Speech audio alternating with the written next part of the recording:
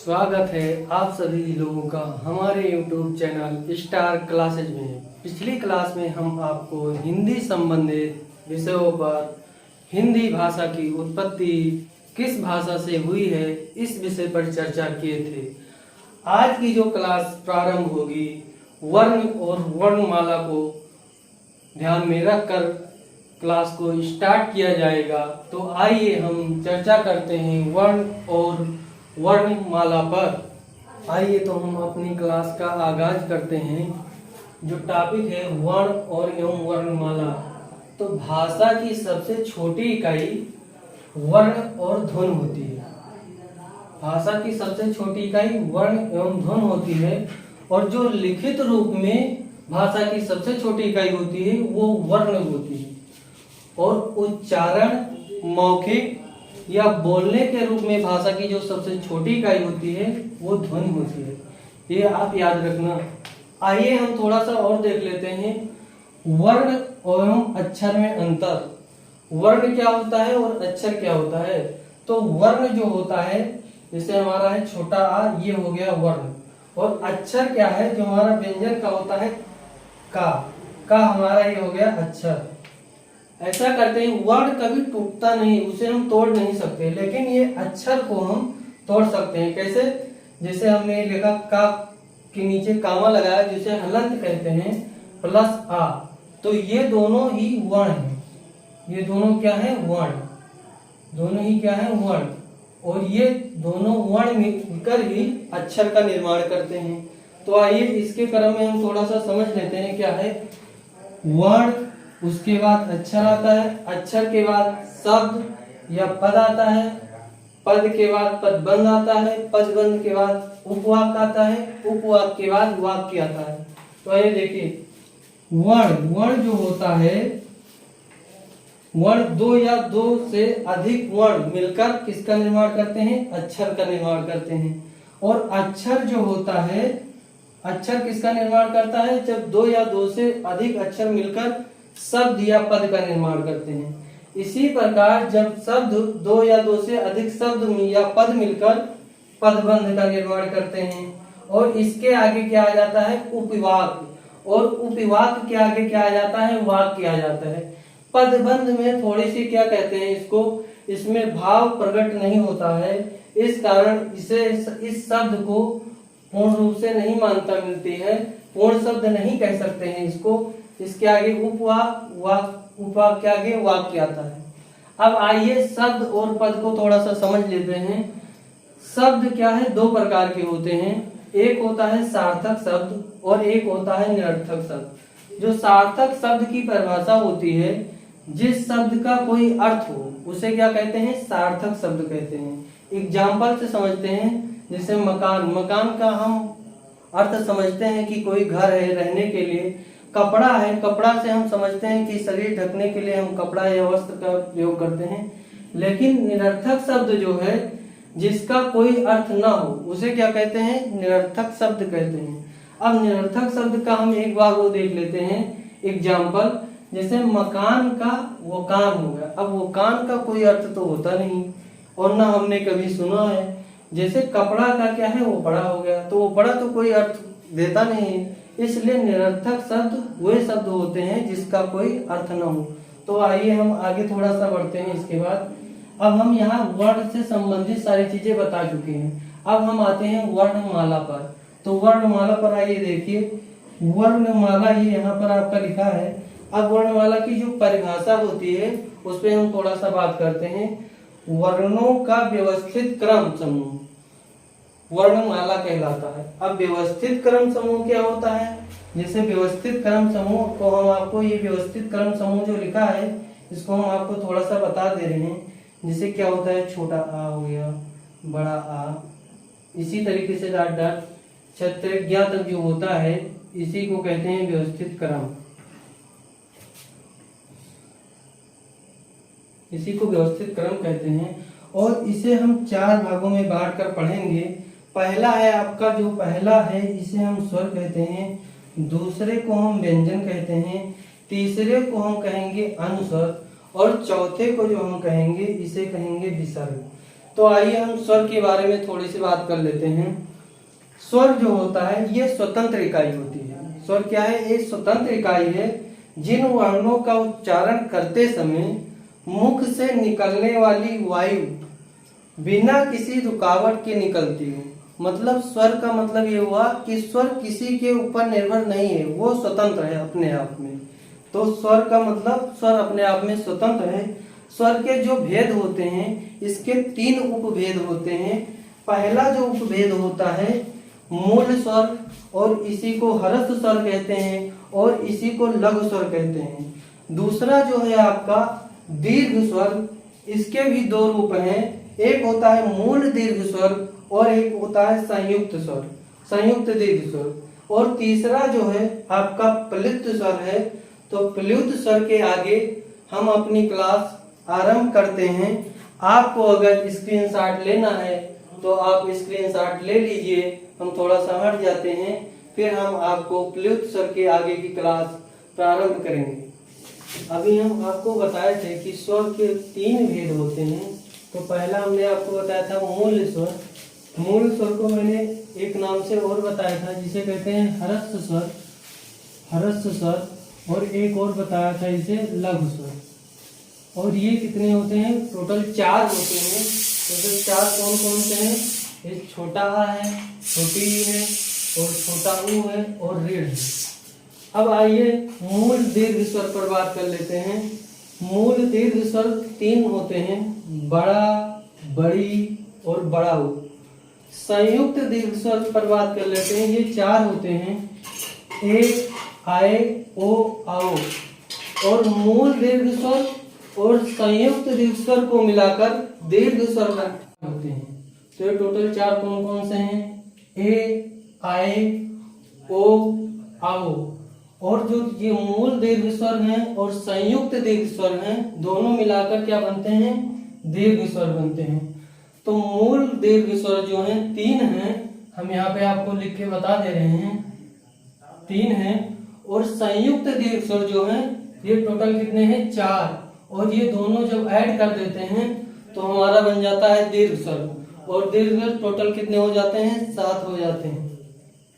आइए तीसरा जो है प्लुत स्वर, इसका प्रयोग हम दूर बैठे किसी व्यक्ति को बुलाने के लिए करते हैं। जैसे हम अपने स्थानीय भाषा में आपको बता रहे हैं कि अगर कोई बैठा है तो कैसे बुलाते हैं? अरे भाई यहाँ आओ।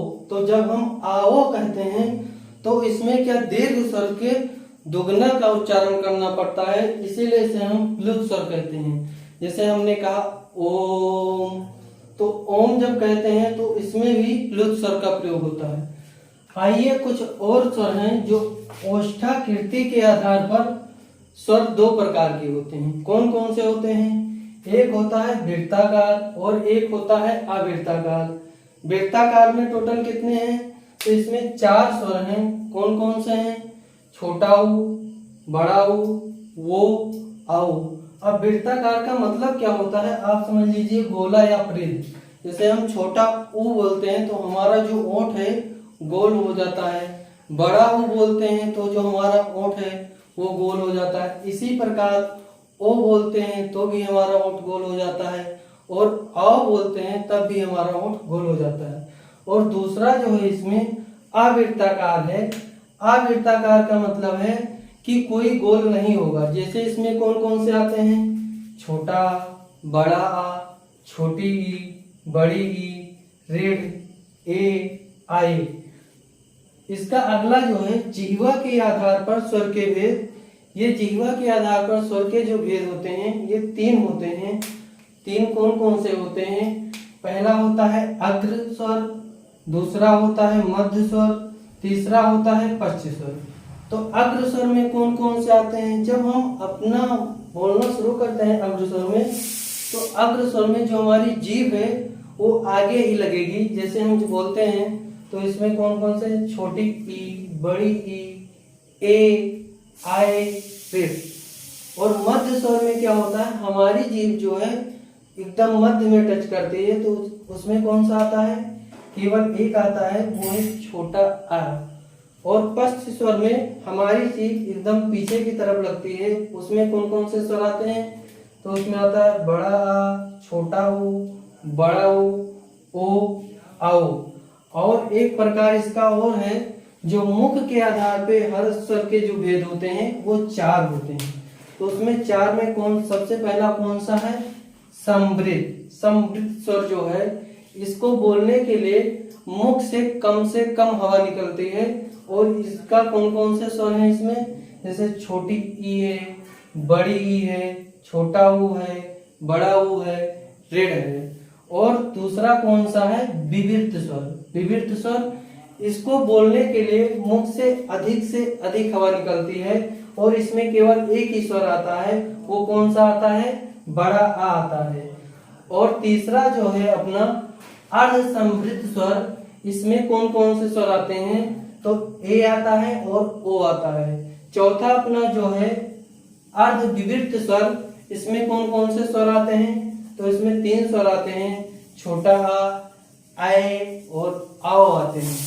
अब आइए स्वर का उच्चारण स्थान देख लेते हैं कि कौन कौन से स्वर किस किस स्थान से निकलते हैं। तो जैसे अपना पहला है छोटा आ और बड़ा आ, इसका उच्चारण स्थान जो होता है कंठ होता है।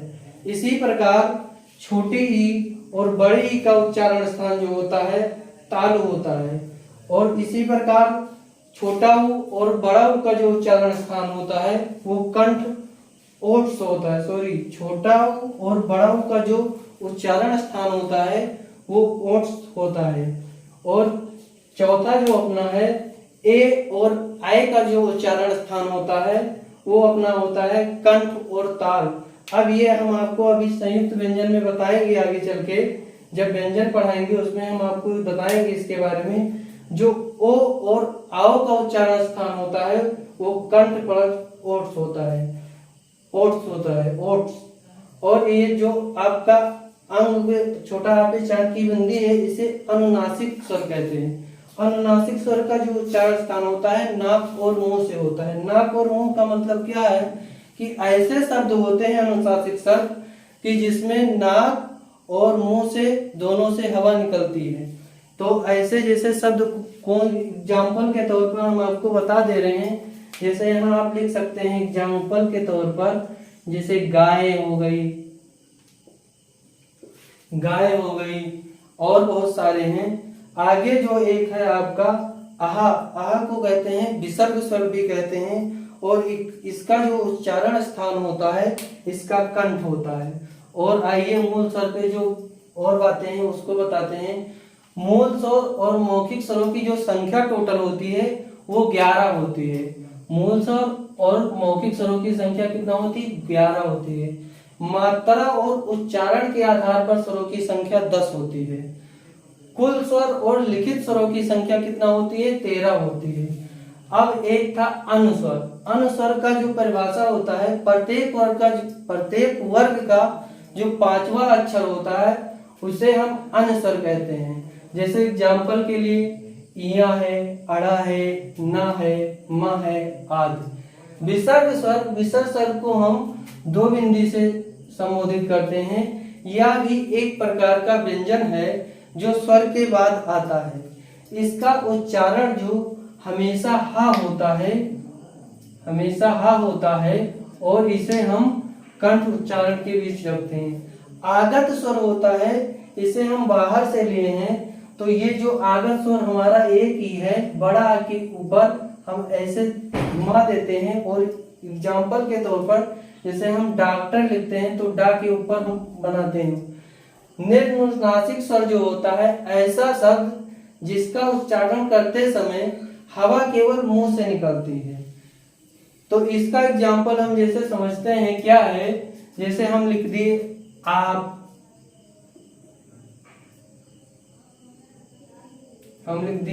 हो गया, कमल हो गया, ऐसे सब। और एक और है अर्धस्वर। अर्धस्वर 2 होते हैं, या व। तो आज जो हमारा क्लास था वर्ण और वर्णमाला का, तो इसमें हमने आपको 3 चीजें कवर किया है, जिसमें एक है आपका स्वर और दूसरा है विसर्ग और तीसरा है आपका अनुस्वर। ये 3 चीज हमने कंप्लीट कर दिया है। अब हम आपको अगली क्लास में मिलेंगे, उसमें हम चर्चा करेंगे व्यंजन का। जो इस पार्ट का बच गया है वो अगली क्लास में चर्चा करेंगे। तब तक के लिए हम आपसे इजाजत चाहते हैं, और अगली क्लास में जब मिलेंगे हम आपसे अनुरोध करते हैं कि आप हमारे चैनल को लाइक, सब्सक्राइब और शेयर करिए। बेल आइकन को दबाना ना भूलिए।